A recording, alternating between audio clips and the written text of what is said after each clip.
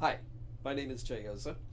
I teach, mentor, and coach people on public speaking so that they can get winning high stakes speeches and succeed. Whether it's one on one in a job interview, or in a small group at a business or sales meeting, or before a large crowd at a conference. Today I want to talk about what does it take to become a good to great high stakes speaker. Now, I'm going to tell you what I do. So, this is all based on my experience. And I'll use three acronyms: LT, ST, and RT. That's LT, ST, and RT. So, what do they mean? To become a good to great high stakes speaker, you have to live it. And you have to start now if you haven't started. And it's a journey. It's going to take you a long time. It's something you'll do for the rest of your life if that's what you want to become. That's LT. That's long term. So long term plan is that you want to become a good to great high stakes speaker and work at it almost on a daily basis. If this is how you want to become successful, which is a critical skill. So there's a long term. So you got to write down what are you going to do for the long term. So you can't get disappointed if you give a speech and it doesn't go well. Okay? So long term plan is this is what I'm going to do. Like my long term plan is to do these type of videos, to do a YouTube show, podcasting, give speeches, and keep on learning from it. That's my long term. That'll go on till I decide that, hey, this is not what I want to do, which I doubt that's going to happen since this is a real critical skill. So that's long term. That remains no matter what kind of disappointments you have along the way. You stick to it, you stay the course. So this doesn't change your long term plan. Then comes the ST. That's the short term. The short term is specific for the kind of speeches you want to give. So let's say I'm going to come out with a book and I want to go on a speaking tour. To me, that is short term, where I am going to prepare a speech that I want to give, whether it's 30 minutes, 45 minutes, or even an hour. Okay, hour may not be that not feasible, but let's say 30 to 45 minutes. Okay, so that's my short term. I'm going to focus on that speech alone and then learn from it. Okay. And that ties into my long term where I said I want to give speeches.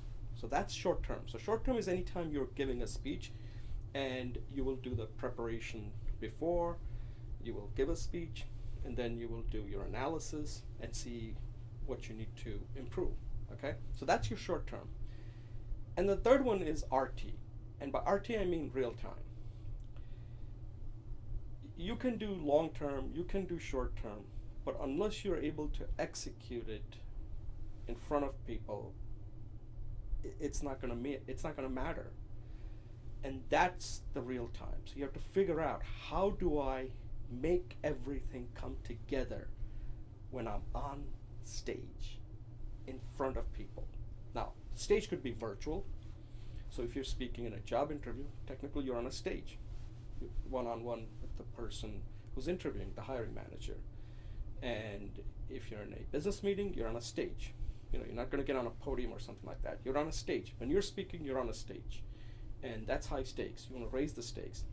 So real time is how you are now performing, execution. That's what I mean by real time.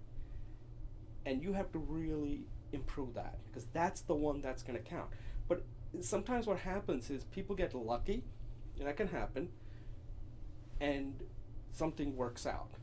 And they think like, wow, I was just so great, and they wing it. And that's why people sometimes wing it. One of the main reasons people wing it is that they somehow got lucky. They gave a speech and it worked out. For whatever reason, they don't know whether it was their speech or the person was going to hire them or do business with them, or somehow got invited to speak at an event, whatever. And they feel like, well, since I've done it, I must be good. Not really. This is a long process, right? So be careful about that. And because of that, they continue to wing it, thinking like, hey, since I had such a success, I'll fall back on it and keep on doing the same thing by not preparing, not having a long term plan. And it will end in a disaster when you really need to come up big. Can't count on that. It's not going to take, it's not a path to success. Anybody can succeed once in a while, but it can lead to a disaster and can set you back. And remember, as you're getting higher and higher up in whatever you're doing, one bad speech can derail your career or can hurt you immensely. Okay, so you don't want to do that. That doesn't mean that every speech you're going to give is going to succeed, but you got to have a plan. There's a long term, short term, and real time. And if you keep these three terms in mind, then you will be successful, because that's exactly what I'm doing. I have a long term plan, a short term, and then every time, for example, right here, I'm speaking in front of this camera, this becomes real time now. And